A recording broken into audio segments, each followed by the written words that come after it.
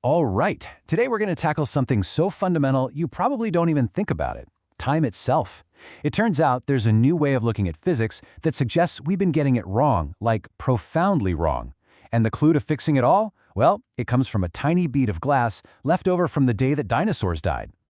I mean, think about it. It's the most basic feeling we have, right? The past is behind us, the future is ahead, and we're just cruising along in the present. But what if that entire feeling, that sense of flow, is just an illusion? What if time isn't moving at all?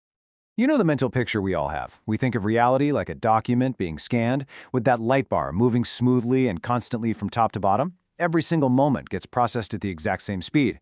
Let's call this the flat scan fallacy, because, as natural as it feels, it might be the biggest mistake we're making. And here's the problem. When we actually look at the physical evidence, the story of our planet literally written in the rocks beneath our feet, that smooth, steady, constant story just completely falls apart. It's like the Earth itself is telling us the true shape of reality is something else entirely. So where do we find our first clue?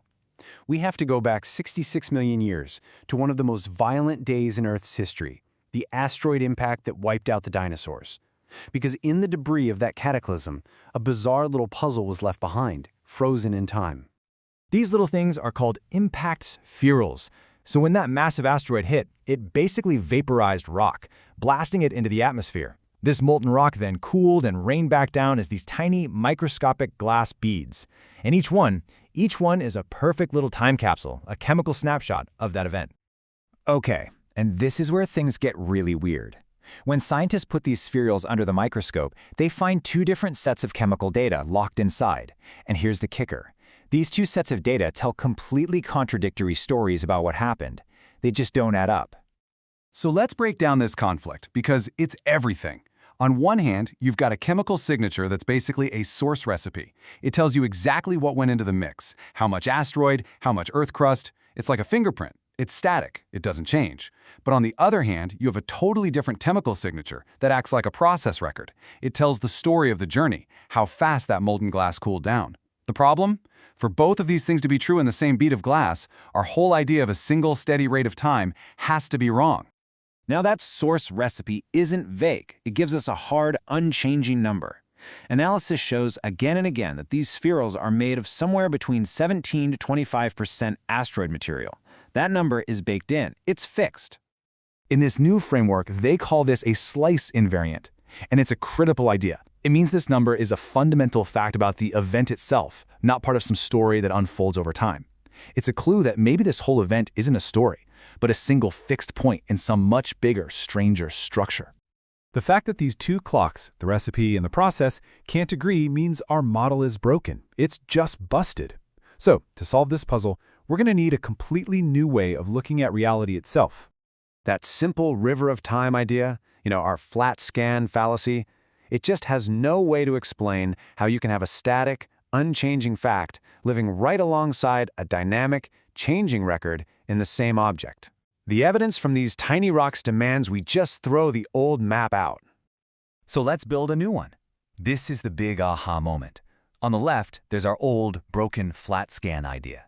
But on the right, that's the new model, reality as a topographic map. The idea is that our 3D world is just a shadow, a projection from some incredibly complex 4D source. What we call moments in time are actually just us seeing different slices, like contour lines on a map, of this 4D landscape. And this is key. In this new view, rate isn't about speed through time anymore. Rate is about geometry. It's about the steepness of the 4D terrain that's being projected. And this brings us to the most important new term, foliation. A foliation is just one of those geometric slices of the 4D source. It's not a moment in time. Seriously, think about a topographic map. A contour line connects all the points that are at the same elevation. A foliation is just like that. It's all the points that exist in one slice of this 4D object. It's a location on a map, not a tick of a clock. Okay, I know, that's a pretty radical idea. But any good scientific model has to be testable, right? It needs to make predictions. So if reality really is a complex 4D map, what would the history of our planet actually look like? Well, the prediction is actually really clear. If our history is just us crossing contour lines on a vast 4D landscape, then major events shouldn't be spaced out evenly. You'd expect them to bunch up, where the 4D terrain is really steep, like a mountain, and be spread way, way apart where the terrain is flat, like a plane. And what happens when we look at the data? It's a perfect match.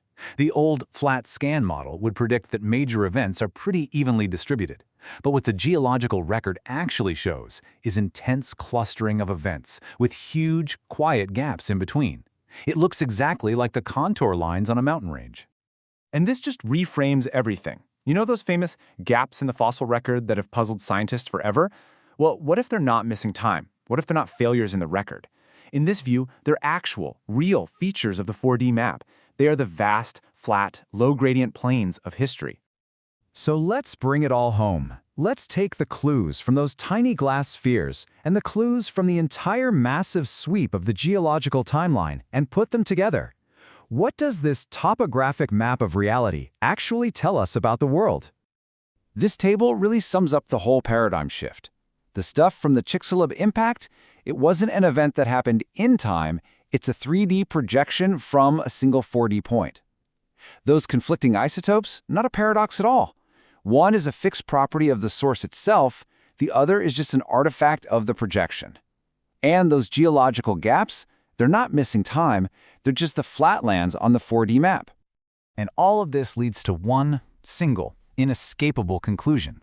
Our human perception of time, that clock ticking in your head, the one on your phone, it's a fundamentally unreliable ruler for measuring reality. It's like trying to measure a mountain range with a ruler that constantly stretches and shrinks without you noticing. And here's the final crucial piece. Our 3D world is being projected from that 4D source at wildly different rates. But, and this is the whole point, rate here doesn't mean speed. It means geometric slope. A steep part of the 4D map, a mountain, projects a dense cluster of events into our reality. A flat part, a plane, projects very little. So our feeling that time flows steadily is just an illusion, created by our own journey across this incredibly uneven landscape. Which leaves us with one last kind of mind-bending question to chew on. If all of history is just a vast, pre-existing 4D landscape, and we're just exploring it, slice by slice, what kind of terrain are we navigating right now? Are we in the middle of a steep, eventful mountain pass, or are we just wandering across a vast, quiet plain?